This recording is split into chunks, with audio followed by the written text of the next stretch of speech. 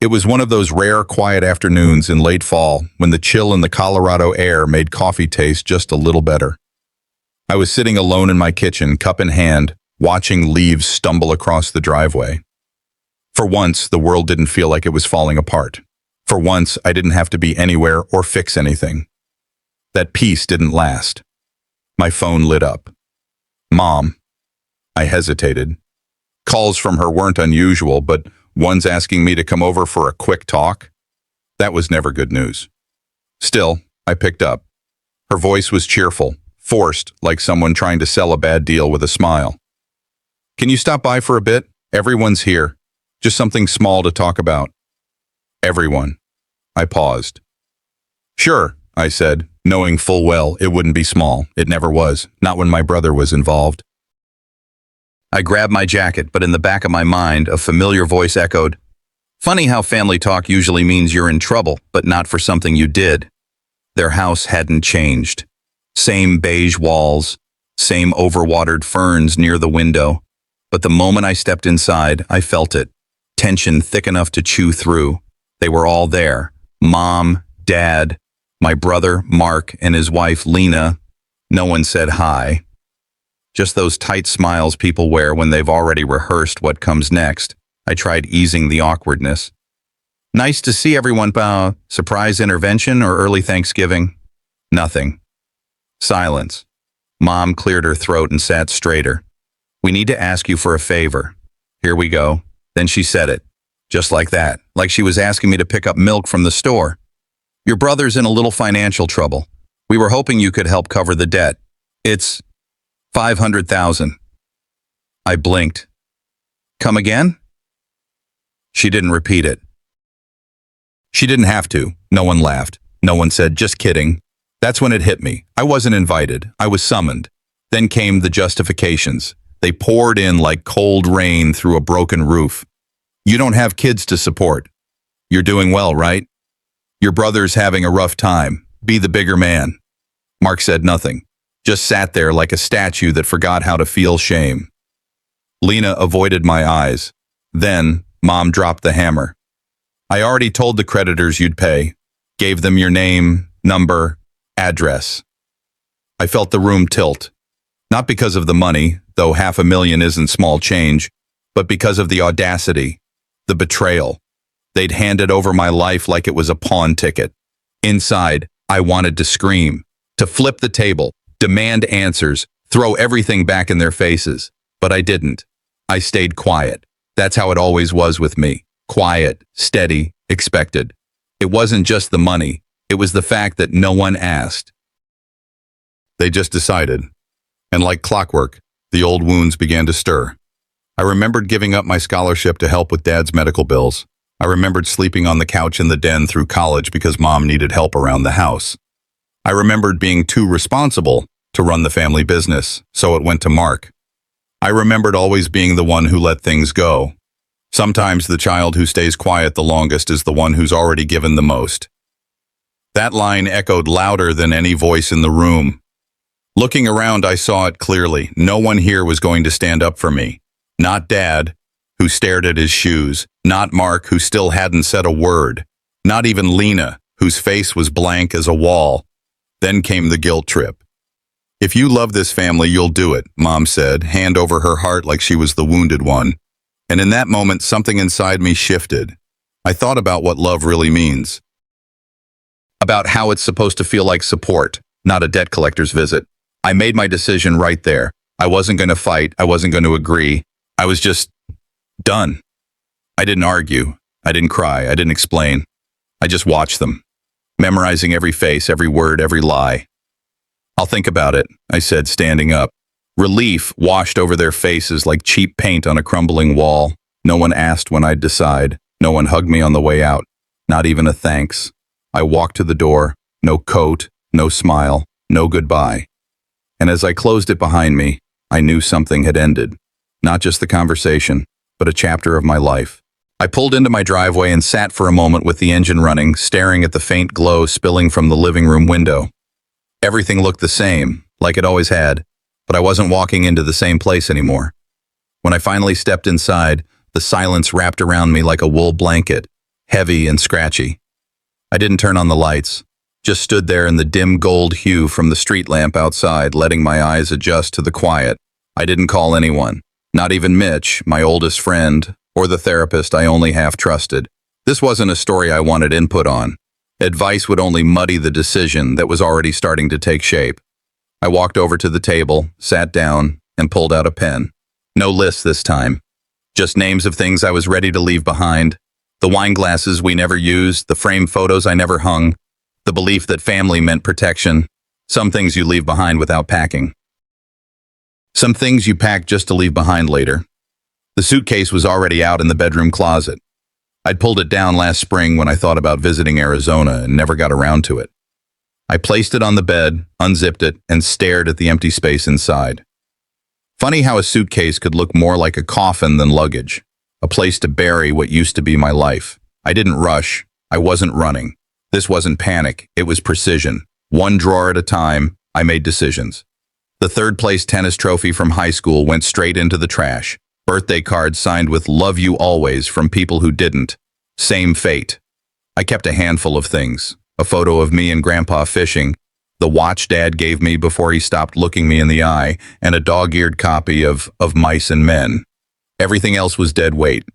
I found the stack of letters Mom had sent over the years, filled with updates on Mark's struggles, veiled as newsletters. I sat on the edge of the bed and wrote a letter I'd never send. You never asked if I wanted to give. You just decided I should. Each line started the same. You never asked. They say a man only packs silently when the goodbye has already happened inside him. I didn't feel rage anymore, just clarity. I opened my laptop, sat at the kitchen counter, and typed in the credentials to an account I hadn't touched in months. The login screen blinked for a moment, then let me in. $87,500. I remember the first deposit like it was yesterday, 10 grand, right after Mark borrowed that amount and never spoke of it again. I called it my escape fund, but the truth was, it was insurance. Protection from the family. I didn't want to admit I needed protection from. At least one person in this family pays their debts, I muttered, half to the screen, half to myself. I transferred the full amount to a new account, different name, different bank, untraceable unless someone knew exactly where to look. You can't take what you don't know exists. That's the rule of surviving your own blood. When I shut the laptop, the room felt lighter. Not free, but lighter. I took one last walk through the apartment. It was like flipping through an old photo album, touching the doorframe where I leaned during a breakup call, brushing the windowsill where I used to rest my coffee, pausing at the scuffed floorboard I always meant to fix. No sadness, just inventory. In the kitchen, I pulled out a yellow sticky note and stuck it to the fridge door. If anyone asks, I owed nothing. I gave more than I should have. I packed last the chipped white mug that said, "You did good." It had been a gag gift from a coworker years ago. I never liked the mug, but I always drank from it. Something about the irony kept me grounded. No tears, no dramatic music. Just a locked door and my feet moving forward. When people are gone long enough, you stop mourning them. You start mourning the you that waited. I got in the car. The engine hummed like it was glad to see me. I reached for the seatbelt, then heard it, my phone buzzing on the passenger seat. One text, from Mark. "Mom said you'll do the right thing. Don't screw this up again." I stared at it, just stared. The weight of that message pressed harder than the suitcase in my trunk. And just like that, the only thing heavier than my bag was my silence. The next morning came slow and gray, Kansas skies stretching out like they had no end. I'd driven for hours in silence, only the tires humming, and my thoughts loud enough to drown out everything else. Around mid-morning, I pulled off onto an exit that led to a place I hadn't thought about in years. A squat little diner with a flickering sign that read Hazel's. I'd been here once, maybe twice, with Dad. Long before the disappointments had names, back when silence between us wasn't heavy, it was just quiet. The waitress, tall, hair tied back in a fading red bandana, looked at me like she almost remembered. But she didn't say a word, just nodded, poured my coffee, and slid over a cracked menu without asking. I didn't open it. I took a napkin and started writing. Not a letter. Just a list. Thoughts I wouldn't say out loud. Words that needed somewhere to land. Halfway down the page, a memory pushed through. one I hadn't invited in. My 17th birthday. The cake was a mess. My first time baking. I had used salt instead of sugar for the frosting, and the candles kept falling over. Still, I set the table for 5. Plates, forks, even folded napkins. I waited until midnight, staring at the door. No one came. Mark had texted something like, "Got real problems tonight, bro." Mom didn't say a word. Not that day, not the next. Dad was out of town. No call. Nothing. That night, something snapped loose. Not anger, just air. Like the last string that had been holding something together, let go. The next morning I applied to out-of-state schools. Didn't tell anyone. Didn't wait for permission. When they stop showing up, you start showing yourself the door. The clink of a plate landing in front of me pulled me out of the thought. Eggs, toast, and a slice of orange. I hadn't ordered. She just knew. Maybe from years ago. Maybe from instinct. I'd barely taken 2 bites when the phone buzzed next to my elbow. "Weldon, this isn't like you. Come home and talk." It was from Mom. I read it once. Then again, looking for that line, just one word, sorry. It wasn't there. I highlighted talk in my notes and scribbled beneath it. She never wanted to listen. I set the phone face down. This wasn't about resolving anything. It was about pulling me back into place. For the first time, I didn't save the message, didn't forward it to a folder, didn't screenshot it for proof. I just deleted it. Not all silence is a cry for help. Sometimes it's a choice. A few stools down, an older guy in a faded ball cap struck up conversation like he wasn't even sure he meant to. "Passing through?" he asked. I nodded. "Sort of." He talked in easy tones, slow like molasses. Said he'd left his family years ago. They'd tried to rope him into co-signing for his sister's 3rd failed business. Said no. They stopped talking. No threats. Just absence.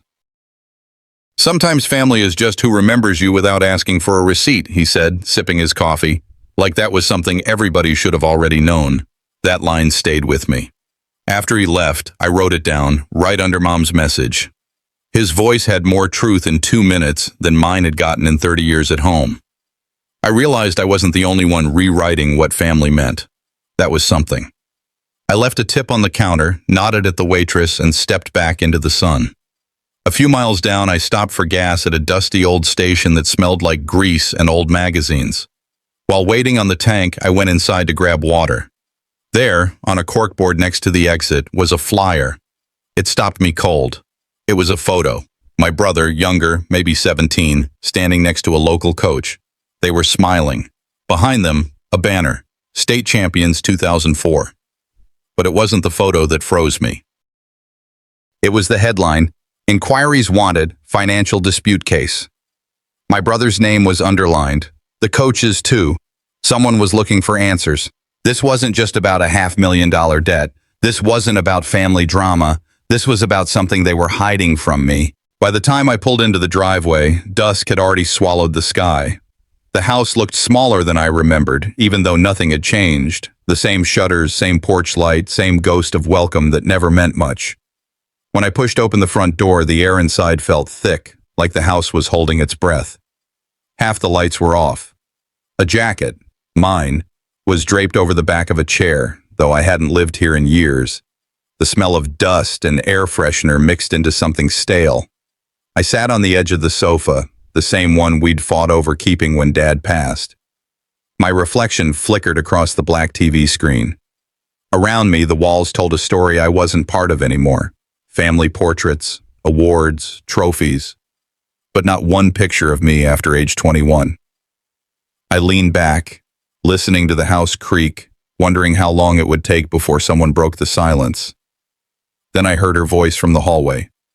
"Weldon, you made it." It wasn't warmth. It was acknowledgement, bare minimum. She entered with a smile that didn't reach her eyes. "Before we talk, sit. I want to show you something." On the TV, a home video flickered to life. Her birthday party 2 years ago. Streamers, laughter, fake toasts. I remembered that night. I'd said a few words about gratitude, about wanting to rebuild what was broken.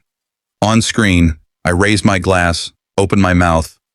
Then the video cut. Jumped to my brother handing her a gift, everyone clapping. I blinked. That's it? She fidgeted. It must have been edited by mistake. Edited? I turned to her. Half the sentence is gone. It was too long, she said flatly. You tend to go on. That wasn't the point, and we both knew it. I sat there watching the screen fade to black, trying to replay the missing moment in my head. I had said, I just want to be part of this family again. The words never made it to the recording, never made it to memory. When I looked back at her, she was already changing the subject. You've always been so dramatic, Weldon. You make small things feel like betrayal.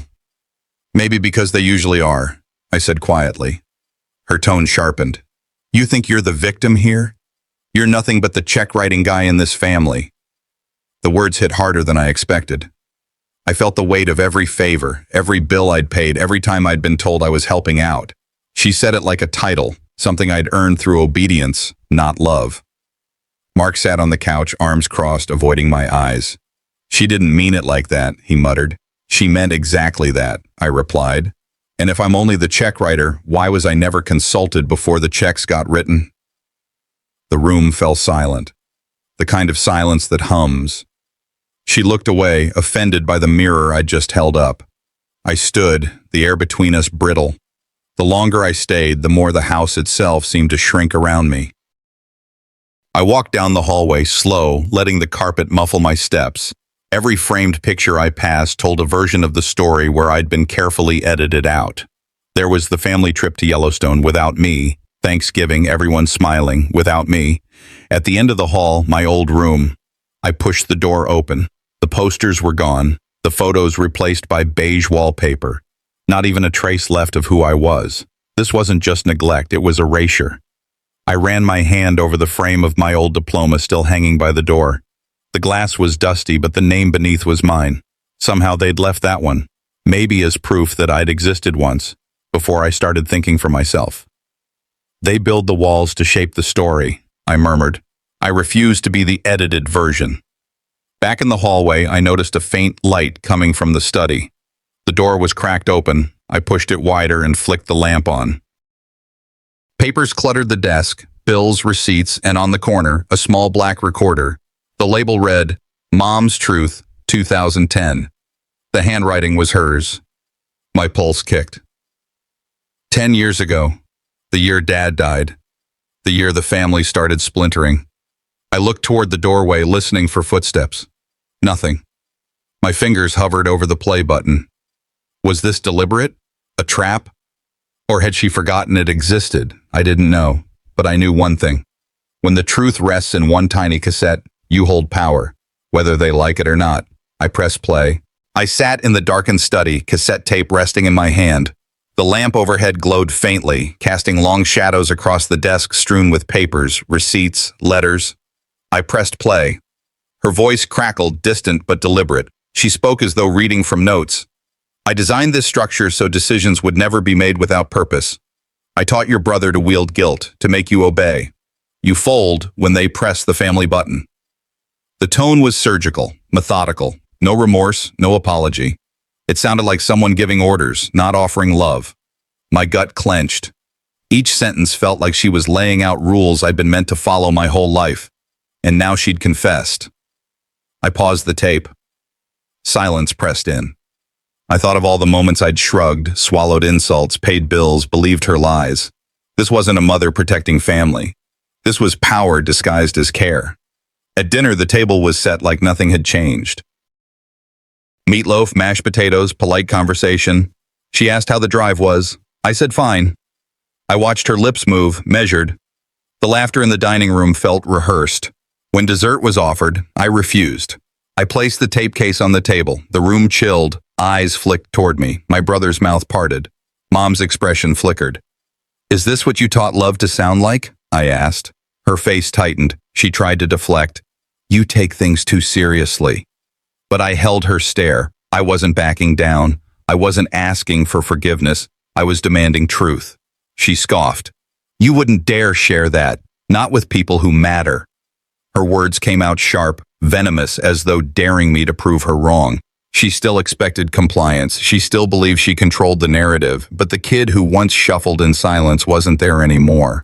Her miscalculation, she thought fear would silence me. She thought I'd fold under pressure. She never counted on strength born from betrayal. I leaned forward.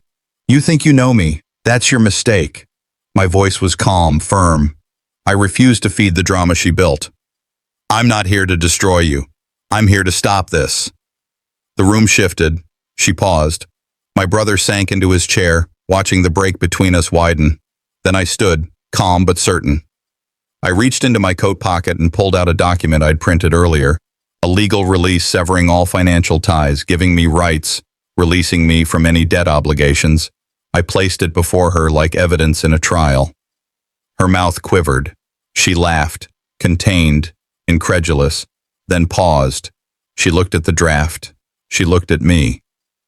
You're bluffing, she said, voice low. Families don't sue. They forgive. The anger in me surfaced, but I stayed still. I knew the rules now. I knew how stories were shaped. I wasn't bluffing. My brother shifted next to her, eyes wide. He realized I wasn't performing. I was declaring. I wasn't begging. I was severing. She stood and stormed toward the hallway.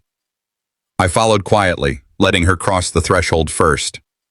In the hallway, I noticed a frame lying face down on the floor, a photo snapped from better days. Mom, Dad, me as a young boy, arms hugging. The glass cracked.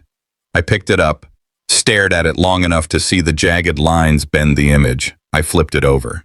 The photo didn't comfort me. It felt like a mask they wore. Maybe the picture was never real, just the frame. The motel room was quiet, save for the ticking of a plastic wall clock and the low hum of the fridge. I couldn't sleep. My back rested against the headboard, eyes fixed on the ceiling like it held answers I hadn't yet earned. The image from the gas station board wouldn't let go, a snapshot of my brother and some local man tied to a financial dispute. It wasn't just a photo. It was a breadcrumb. I kept asking myself, what exactly were they hiding from me? I unlocked my phone, scrolled through old text from my mother, voice notes I never opened, photos she never commented on. I wasn't looking for comfort. I was chasing a pattern. Then came the memory. A birthday cookout from years ago. I was 23. Mom had too much wine, looked straight through me and said, "You always felt like a visitor, Weldon, like someone passing through." I laughed it off then, but it stuck. It still does. It wasn't just a feeling anymore. Maybe I really didn't belong. And if that was true, maybe the blood tie was only half the story. The next knock startled me. I glanced at the door. Ellie, my niece, barefoot in a too-big t-shirt. I thought she was asleep. She walked in slow, her small hands clutching a worn teddy bear. "Uncle Weldon," she said, voice tiny in the dark. "Are you even my real uncle?" The question didn't land like a punch. It sank, heavy, quiet. A question too big for her mouth, but clearly not one she invented on her own. My jaw tightened. I nodded toward the bed. "Come sit." She climbed up and leaned against me like it was any other night. "I heard Grandma say something about who you really are," she added. I didn't get it. Neither did I, not fully, but now I had to. I didn't lie. I didn't dramatize. I just said, "I don't know how to answer that yet, Ellie, but I do know this. I'm here for you, always, no matter what." She smiled, satisfied enough with that, and wandered back to her room. But her words wouldn't leave. By 3 a.m., I was dressed, gear packed. I had a plan. I'd get into that vault, not out of spite, out of need. I needed the truth spelled out in legal ink, not in passing comments and broken frames. I brought the folder I'd been building, copies of old banking drafts, recorded conversations, intercepted emails Brantley carelessly forwarded. I had passwords, codes I'd guessed right after years of patterning their behavior. Even the old house layout sketched out on a napkin. I knew their blind spots. I'd been raised in them. By 4:45, I was outside the Creel house. Still, quiet, just before the first signs of morning. I slipped around the back, past the porch light that flickered but never worked. The security pad hadn't changed. I was counting on their arrogance. Inside, the air smelled like lemon cleaner and old secrets. I moved fast. Past the grandfather clock, down the hallway, into my mother's study. The safe was behind the bookcase, exactly where she told me it never was. Combination punched in, one digit off, then click. The doors opened, slow, like it knew it shouldn't. Inside, stacks of paper, folders, ledgers. One was labeled, Liabilities, Weldon's Exclusion. I swallowed the lump in my throat, opened it, a signed contract. I'd been legally cut out of inheritance 3 years ago. Quietly, strategically. Another file, Brantley Debt Assignment. My name listed as co-signer on debt I never signed for. One more folder. An audio recording on a small device labeled in my mother's handwriting, Benefactor Coaching, 2012. I played it. Her voice again. Make him think it's his idea. Tell him it's generosity. If he asks questions, remind him what family means. They use that word like a leash. And still, something in me shook. Not rage, clarity. I packed the files fast, copying scans to a USB as I moved. My heart pounded, but not with fear, with finality. Then I heard it. Click. A mechanical shift in the door lock. I froze. The hallway camera light blinked to life. Footsteps approached. Slow, certain. I didn't move. One hand still on the drive, the other on the recorder. I had taken my first shot. Now I had to make it count. Morning light pushed through the curtains before I opened my eyes. My body still carried the weight of last night's adrenaline. I sat straighter, listening to the hum of the building. The files from the vault lay folded and hidden under my jacket, pressed close against my chest. On the nightstand, my phone lay flat. No disturbances, do not disturb still on. It was 5:45 a.m. I rolled over and stared at the wall. The things I'd taken, the contracts, the recordings, the proof, they were real now. Not just ghosts in my past. I rehearsed conversations. What Rowena might do, what Mother would say, what Mark would deny until it bled.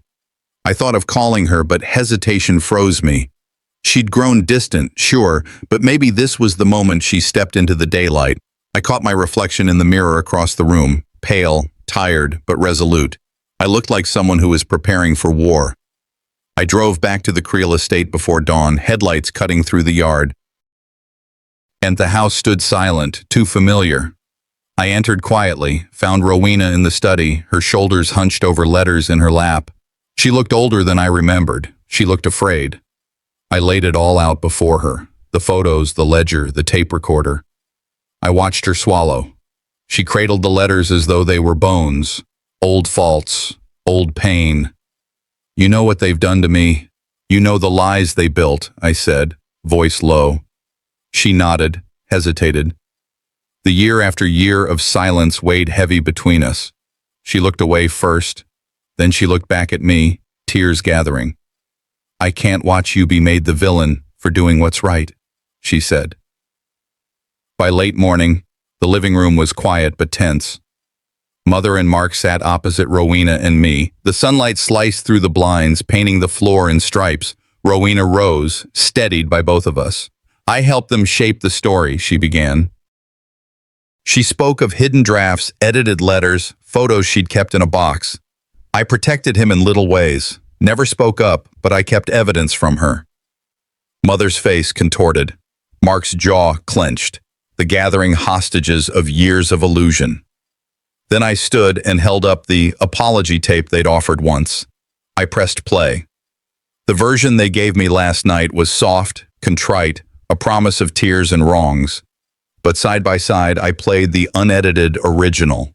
In it, Mother's voice coaching Mark. Use his heart. Make him feel like he owes. Say you need him. The silence in the room cracked open. She gasped. Mark's face flushed red. Rowena moved beside me. Don't change faces now, she said. The power shifted in that moment. I was no longer the accused, but the accuser. Mother's voice broke. You will regret making this public, she spat. The room tilted. I felt every eye on me. My phone buzzed again. I glanced. Unknown. You crossed the line. Pay now or bleed. The threat sank deep. Sometimes the only response silence deserves is the kind you hear inside your skull. The drive back to the Creel estate felt heavier than the road beneath the tires. Every turn of the wheel pressed harder on my chest. I could see the roofline miles before I reached the gate, a silhouette against the gray afternoon sky. The driveway was already lined with cars, familiar ones. A gathering. I parked, sat still for a second, breathing deep. Something in the air felt rehearsed. I stepped out, adjusted my jacket, and started up the path. The front doors were open, voices carried from inside, laughter that didn't sound natural. Balloons, flower arrangements, even a welcome home banner hung unevenly across the archway. My pulse tightened. They'd turned my return into theater. Mother's idea of control always involved an audience. The lights, the music, the polite faces, all props. When I walked in, the crowd shifted subtly. Smiles faded, whispers buzzed, and Mother's hand went to the microphone like a conductor about to cue her orchestra. She stood before the guests, radiant and cold. "Before we begin," she said sweetly, "I'd like to remind everyone that Weldon still owes this family nearly $500,000 for his brother's mistakes." The words hit like glass, breaking in slow motion. The laughter stopped. Dozens of eyes turned toward me. I felt every one of them crawl across my skin. She went on, voice syrupy. "He's a good son, truly. Always trying to make amends. I'm just protecting what your father built." I didn't move. I waited for her to finish her little monologue, the same one she'd rehearsed her whole life. Shame, masked as virtue. When she finally paused, I stepped forward. "Your legacy," I said, voice even, "is built on my silence." The air snapped. The guests froze, caught between manners and curiosity. Mother blinked, lips parting in disbelief, but I didn't give her time to regroup. Rowena and our attorney entered quietly through the side door. I nodded. They approached the table near the center of the room, placing two folders side by side. The guests leaned in. I flipped open the top one, their official family will. Then I opened ours. The signatures were wrong. The phrasing off. Even the seal had been lifted from an older document. "This is your legacy," I said, holding both pages up. A forgery. The room erupted. Whispers, gasps, a few murmured, "No ways." Mark looked pale. Mother's fingers trembled just slightly before she steadied her glass. "This document was signed under pressure," I said, reading from the original. "My father's true will. It excludes no one. It names all heirs equally." Mother's face drained of color. Mark's eyes darted from her to the crowd, realizing the performance had slipped off the rails. "I didn't come to destroy this family," I said quietly, "just to stop pretending." The tension in the room tightened until it hummed. I reached into my pocket, pulled out my checkbook. The same one they'd once worshipped. Proof I was useful, proof I belonged. I wrote slowly, deliberately, each stroke deliberate. When I finished, I tore the check cleanly and set it on the family ledger at the center table. "This," I said, "is the last time my name pays for what's not mine." No one spoke. The silence wasn't respect. It was disbelief. The kind that comes when the script is ended but no one's ready to leave the stage. Mother opened her mouth, maybe to plead, maybe to threaten, but the words caught somewhere between pride and panic. I turned toward the front door. Rowena moved aside, letting me pass. I could feel every gaze following me as I walked, heavy, judgmental, powerless. At the door, I stopped for a second, looked at the house that raised me, broke me, fed on me. "I only turned once inside," I said softly. "That was enough." When the doors closed behind me, the sound echoed like a final verdict. The murmurs inside blurred into a dull roar, and then nothing. The cool air hit my face, sharp and clean. Behind those walls, I knew the storm had just begun. Not mine, theirs. The last light of day spilled through the foyer windows as I stood with my bags by the door. The air felt thinner, almost hollow, like the house itself was holding its breath. Behind me, silence stretched long after her final words. "You'll regret this." I didn't turn back. Not once. My fingers brushed against the old doorframe, the same one I'd measured my height against as a boy. My reflection in the glass looked older than I remembered. I walked past the framed smiles on the wall, the staged moments pretending to be love. Those photos had always lied for us. When I stepped outside, the sunset bled over the hills, warm but distant. The gravel crunched under my shoes, each step heavier than the last, but steadier too. The car door shut with a sound that felt like a chapter closing. I started the engine. The house disappeared in the rearview mirror, small, shrinking, powerless. The road unwound before me, lined with fading streetlights and the hum of passing lives. I drove with the windows cracked, letting the cool air cut through everything that had clung to me for years. Every signpost, every shadow, felt like a memory waiting to fade. Somewhere near the county line, I caught sight of an old gas station we used to stop at after church. I slowed down, watching the flickering sign, remembering sticky fingers from melted candy and my father's quiet laugh. For a second, I let myself miss him, not the man they rewrote him to be, but the one who saw me before they blurred the picture. Each mile was an unwinding of something I'd carried too long. Regret loosened its grip, and in its place came something quieter. Acceptance, maybe. I stopped at a rest area as the night deepened. The air smelled of pine and rain about to fall. I opened the glove box and pulled out the "You Did Good" mug, the same one she'd once given me after berating me for hours, a twisted token of love. I stared at it under the faint light, turning it slowly in my hands. "That phrase used to mock me," I whispered, voice rough from the drive. "Now it roots me." I didn't throw it away. I placed it on the passenger seat instead, like a reminder, not a relic.